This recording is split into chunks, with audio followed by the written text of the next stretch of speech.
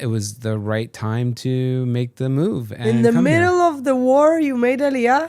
Ken, in the middle of the war, I made Aliyah. Yeah, that was a bit of a surprise to a lot of people, including myself. I had one overriding goal. I wanted to be able to see the sea from my apartment. You had someone representing you coming with no knowledge about this mix between the development and the people and the purchase group, that this is very complicated.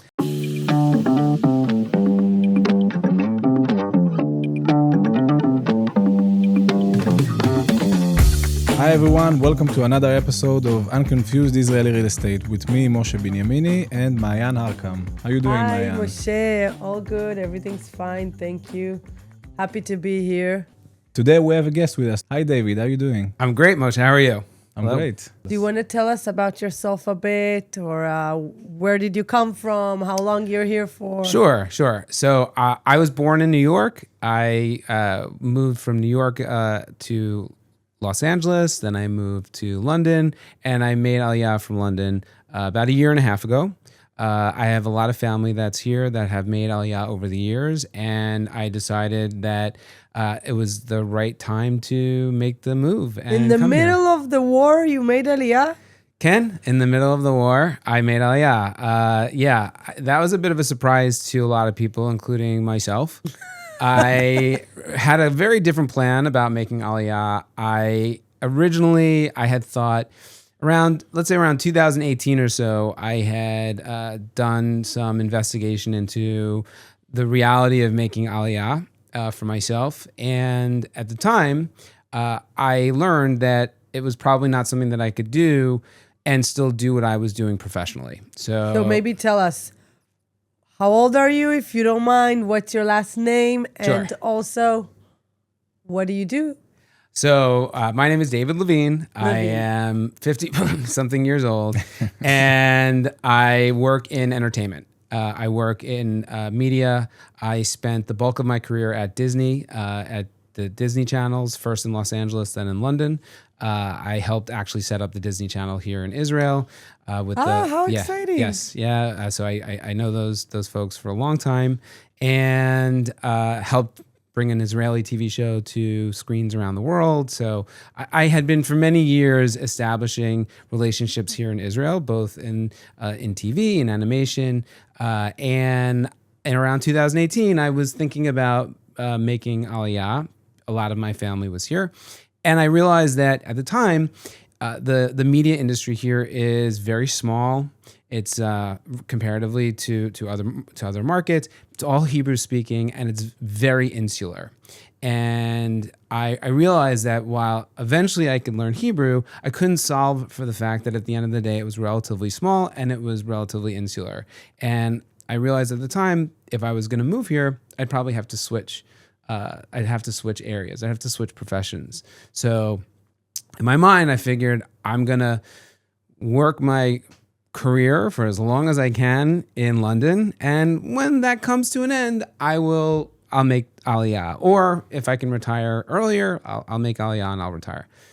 Anyway, you make a plan. God has other ideas. And 2020 rolls around, right? And all of a sudden, everyone's working remotely.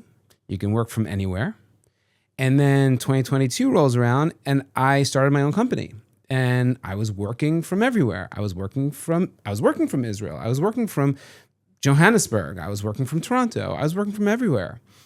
And then October 7th happened, and I made a couple of trips back and forth, bringing all sorts of supplies for a nephew-in-law who was going back into Miluim and things that were needed here. And on the second trip, I was home, back in London. I was looking around, and thinking to myself, what am I doing here? My family is here. My heart is here. I can, instead of basing myself in London and running to Israel, I just would flip the script. So you basically call Israel home now? 100%. Okay. Yes. So that was the moment you decided pretty you need to be in Israel, right? That was the moment. I can remember sitting in my apartment, looking at my apartment and thinking, wow, I could be spending a lot of money and live in Tel Aviv instead of spending a lot of money and live in London. And I'll have much better weather. Well, so you know each other because Moshe was your lawyer when you purchased your property in Israel. Correct. Yes. What was the path you went to find an apartment? How did you do it? Who helped you? Right. Yeah. So I know from what I understand, it might be different in some other cities, but in Tel Aviv, at least, what I found was that all of the real estate brokers basically had their listings, and they can only show you their listings. And if you wanted to see lots of different things, you had to speak to lots of different brokers, as opposed to Los Angeles or New York. They co-broke. MLS. They co-broker everything. You have the MLS. Right. You have in London you have Rightmove.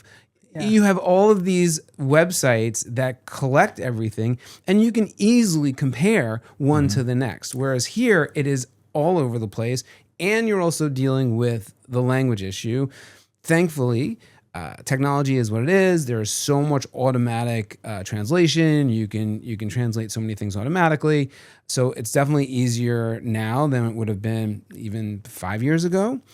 But still, you're talking to individual brokers, and so I part of the job was to meet with different brokers and find the brokers that had the inventory that fit what I was looking for. Well, basically in Israel, it's really different because we don't have MLS. So everyone is listing his own properties. But on the other hand, what we do as brokers, we show you other people's listing, and we do it in collaboration together. To the extent that I was experiencing brokers, and in the real estate bracket that I was looking at, there were not that many brokers that were actively co-broking extensively. So, and it certainly did not feel as easy as you just described it, to be perfectly honest. It was much different. And as you mentioned, there's no MLS. There's no one centralized location to look at everything. So you're constantly looking at different websites. So how did you find your home in the end? So basically two parts. First part was I had one overriding goal. I wanted to be able to see the sea from my apartment. So that was what I was looking for from the outset. So that was my first criteria. I wound up going to this meeting, a business meeting in Levinsky Tower, and I wound up being up on the 25th floor or something. And I had never really thought about living in a tower here. I always thought about living close to the water in the first few lines, so to speak. But I was up in this tower and I could see the view and I could see the sea, and it was all of a sudden I thought, hey, It's not bad. This is also pretty cool. You might not be on top of the sea, but I can get what I want, which is to see the sea. So I met my real estate broker that found my apartment, Shoshi, through my friend Ari, and she got an in to see the apartment and the project that I wound up buying, and we went to go see it, and the views were amazing, and I kind of fell in love with the apartment, and when you know, you know. Yeah, and totally. That's always how I've made my real estate decisions. Maybe not the best, especially in the middle of making Aliyah and in the middle of a war. And it's not like you're not in an emotional state or anything. But I made the decision and I kind of went headlong into it. And, hopefully I will finally get entry into it by the next couple months. And yeah, so I'm excited about that. For David's defense, I gotta say that he chose a property in one of the most complex projects in Israel, in a purchase group, which we talked about this structure in one of our latest episode. So it was very, very complex, and David knew all about it, but still we had a few surprises along the way. David was great. He's a great client and now also a friend. Well, also you represented him, so you had someone representing you coming with no knowledge about this mix between the development and the people and the Kvutzat Risha purchase group, that this is very complicated transaction. Right. Yes. Right. And also shout out to Shoshi, which is a great agent that I'm sure helped him a lot during the process. She did. Yeah. No, I had a great team. I also had a mortgage broker, which wound up not actually having to go utilize him, but he was super helpful in the process. And it was something new for me. Even, how attorneys get compensated here as a percentage of the deal. That to me, in the beginning, kind of frankly blew my mind. But also when Moshe said to me, okay, I'm with you until you get your keys. And I haven't got my keys yet, and he's still with me. So when I still have problems, it's been 2 years, right? It's been 2 years, yeah. So I feel like he's earned his money. And thank you. You're welcome. We can make a reel out of it, right? No, I'm being honest because it's different than in the U.S. It's U.S. and the U.K. also. It's a flat fee. You sign your contract, and when you close, you end, I guess, with the attorney there as well. And I don't think I would have ever. I've never certainly been in any kind of situation where it's been as protracted. Where we call it unorganized chaos, because this is what it is in Israel. And when you come in from abroad, and you find all the aspects together complicated, not just looking for the apartment, the real estate market, the agents market, the real estate, the lawyer fee, everything together is so complected. And so you understand that you need a team to help you. And if you don't build a team around you, it's very hard to move forward. And something I gotta say something about what I'm doing. This is why I love doing it, because it's not just the legal exams and due diligence about the transaction. I really try to orchestrate everything and be in touch with the developer and the mortgage broker and the real estate broker and other personnels and the client, obviously, and the banks. And so it's a full-time job doing all around for the client to have everything he needs before he gets the keys. So it's very important. Yeah, I think that's what we also feel as property management and brokers, that the client is not just another client, really. It's someone that we really help him and needs our help.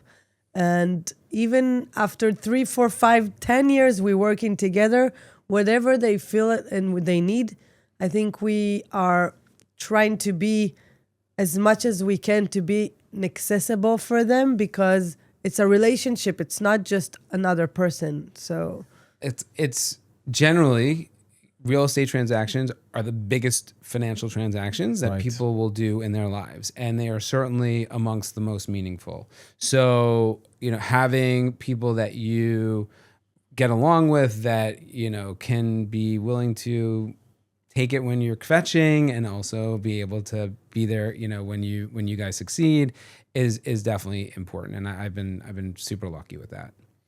I want to go back to something you said a few minutes ago, that it took you, I think, maybe 7, 8, or maybe even 9 years to find an apartment you liked, right? You start looking at 2016, right? Well, so I looked back in that time period when I was considering Aliyah, and I definitely saw, if I were to go back into my files to see, I'm sure there were apartments there. There were some apartments there that I saw were pretty cool. And the prices. I see, but I don't do that, because if I look to see what the prices were then and what I could have invested in, and I didn't, that would give me spilkas, as they say. And it's interesting though, because I at the time I thought I wanted to go live in Bat Yam. I was really interested in it on paper. The buildings looked really cool. It looked like it was going to be close enough and fast enough to get into Tel Aviv with the new trains. With the new trains, and then when I got here and I went on the trains just weren't. It wasn't like I was used to, and it felt a little too far. And I felt like if I was gonna, at this stage of my life, if I'm moving to Tel Aviv, I'm moving to Tel Aviv. I'm not. Tel Aviv is the best city in the world, really. 100%. I love it. I agree. I couldn't agree more. And even just the overall general Tel Aviv metropolitan area. That's a Hebrew word. Gush Dan. Yeah. So it's terrific, and you can easily live. If you It's don't, like a state within the state. 100%. But you could also live in a Bat Yam. You could live in Ramat Gan. You could live, even if you give it time, but it's not Tel Aviv. It's not. Yeah. Well, it's not. it's not Tel Aviv, but it is. It's Close enough It's to close the- enough that if you economically, if you can't afford to necessarily live in the heart, it's kind of like I compare it to New York all the time. It's like Manhattan versus Queens and maybe the Bronx, maybe the further parts of Brooklyn, because Brooklyn is pretty cool now in and of itself. So I constantly compare different parts of New true. York to Tel Aviv. The difference is Tel Aviv has an amazing beach, the better weather, and it's a lot more small And a lot of Jewish people. I always A lot of people- Jews. I always tell people that Tel Aviv is like a mix of Manhattan and Miami altogether. 100%. That's Right? that's what I Yeah. say.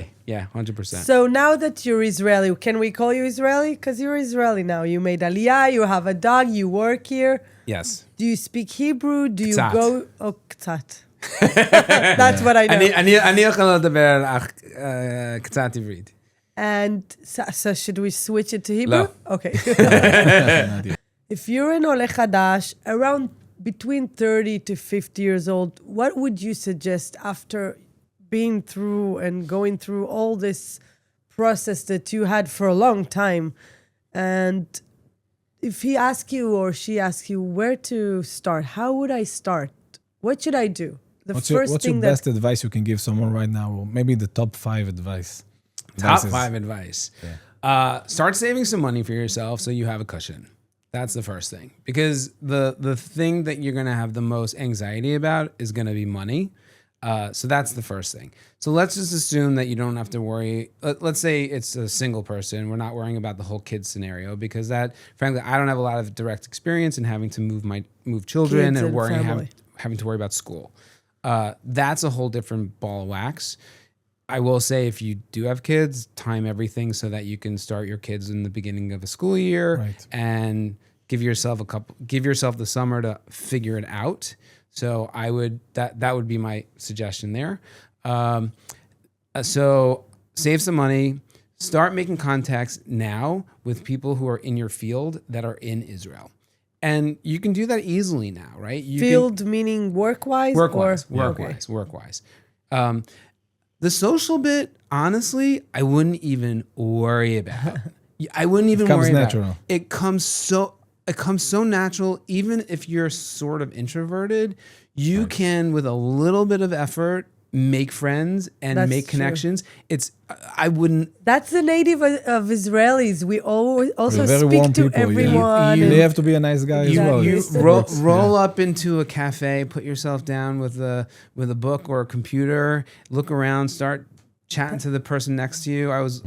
Someone I follow on Instagram, they have their pickup line in a cafe is, "What's the Wi-Fi code?" Right. I mean, it's so easy to start a conversation here. So the social bit, telling you, don't worry about. So make connections now with people in the industry that you're in, so that you can understand what it's about, if you want to stay in your industry or if you want to flex out of it. So that's what I did great for advice, years. yeah. For Good years. advice. For years. I was a speaker at a animation festival in 2016, 17, something like that. And it was great because I met everyone from the animation industry here, with friends that I know to this day, people that I've given business to over all these years, which has been great. So that would be the other thing. Come, visit, volunteer. Sarel is an amazing experience if you haven't done it already. If you are from another country, it's very easy to get into the program. It's 2 weeks or 1 week. You really start to see what Israel is about. You get to, really, you spend time on a soldier base. So that would be the next thing I would suggest. And then as part of your Sarel trip, use the time to actually look around to see where you might want to live. And instead of staying in a hotel, get an Airbnb. Get an Airbnb for a couple days and do a miniature version of what I did, which was between my Aliyah and my when I moved into the apartment, I lived in different locations. So Cologne was just stop number 2. I then went to Florentin for a month. Then I went to the Old North for a month. And then I landed in Yafo, and I loved the apartment, and I loved the location so much, I figured, all right, I'm going to just stay here until I move into my next So place. basically just try different areas, even Jerusalem. and 100%. 100%. That's a great advice before you. I also say to people from abroad, if you don't know where you want to live, just try subletting for a while and then take a come rent long-term first. rental or a purchase. But first, Try Drop- before you buy. try Exactly. before you buy. Yeah, and that would be the one thing also. If I don't have any regrets about the decision I made to buy in that apartment, because I will be achieving my goal of being able to see the sea every day. I mean, mamash, I will wake up, Bezrat Hashem, I will wake up, my eyes will open, and I will see the sea. That's been my dream. That said, Yafo is amazing. I love it. I'm less than half a kilometer walk to the beach every day, and it's magical. So if I could do it all over again, would I look to buy something closer there? Maybe.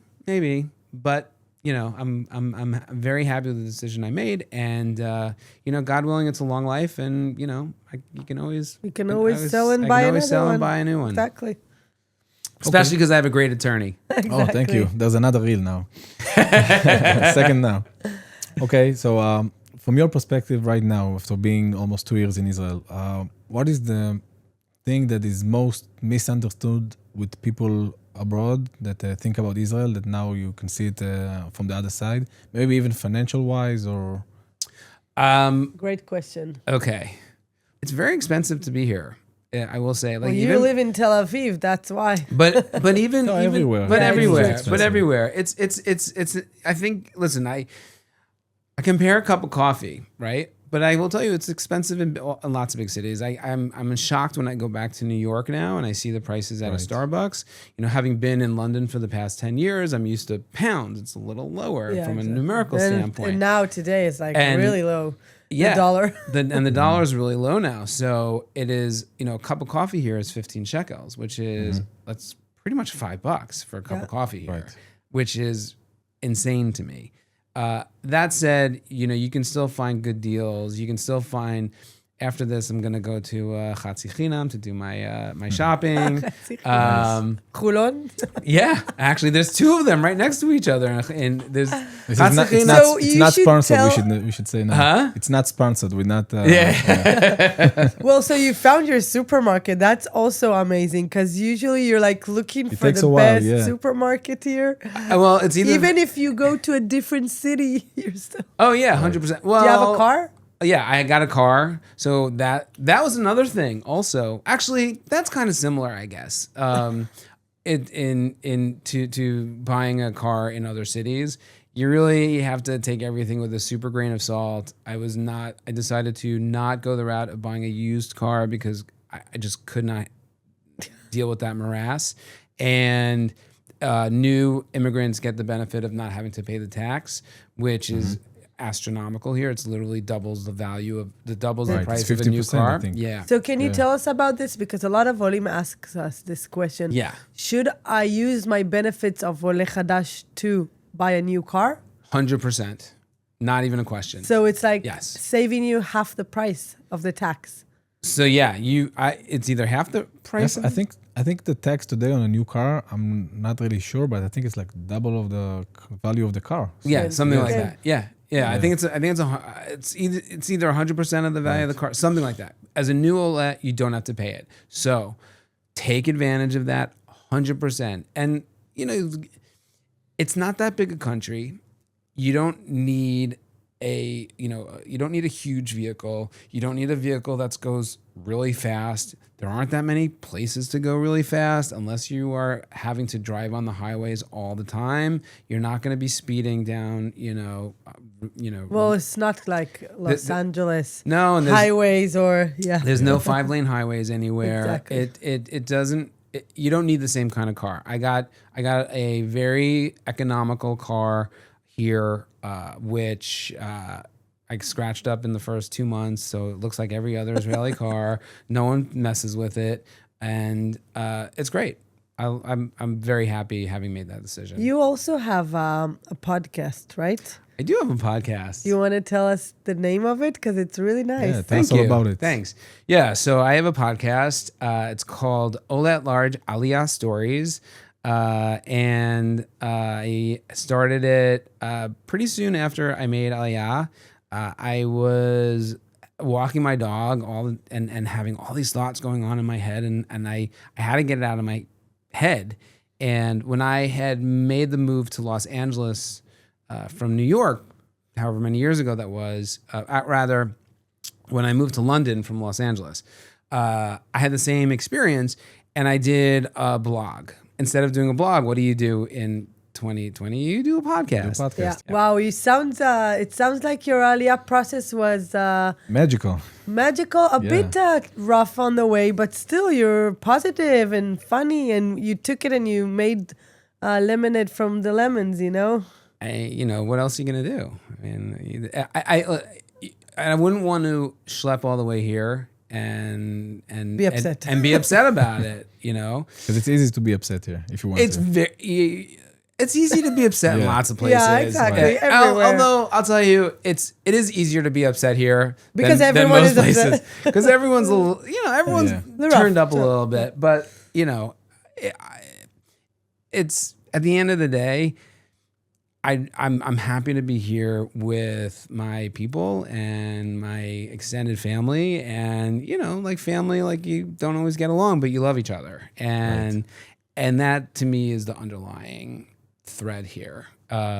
So I really have no regrets, and I look forward to what comes. So you wouldn't do anything differently? I didn't say that. No, doing different is one thing. Regretting the decision to make Aliyah, I have not regretted it once. Would I have done some things differently? Yeah, maybe, but that's life. Yeah, it's life. I don't dwell on You that. wish you made it earlier, the Aliyah, or you think it came at the Everything happens at the right time. Everything happens at the right time. Would you want us to call you, or do you want people to refer to you as an Israeli, or not yet? That's a deep question. No, it's really more just because I'm a New Yorker. Like even when I lived, but you're in Tel Avivian. I'm also a Tel now. Avivian, and I'm also a Londoner. I'm never an Angelino. Never an Angelino. Okay. But you are an Israeli now. I'm Israeli, but I'm also American. I also have British citizenship. So I don't think of myself as one thing. I've never thought of myself really for a while now. I haven't thought of myself as just one thing. And if you go to a conference abroad and someone will ask you, who are you, what are you, would you say I'm Israeli? That's depends a good who's question. asking. It depends who's asking. It's hard for me to say I'm Israeli because it doesn't read Seems right. fresh. It doesn't read right, and it's also very fresh. It feels more Well, like we'll ask you in 10 years and see. that'll be a different story. Bezrat Hashem, We'll ask you in Hebrew next time. Ken. Yeah. Yes. Yeah. אני think ישראלי ואני לא פראייר. Ken. וקונה בחצי חינם. Well, thank you so much for My pleasure. joining us. Thank you for having me. This is super Thank you, fun. David. That was great. Thank you. Thanks a lot.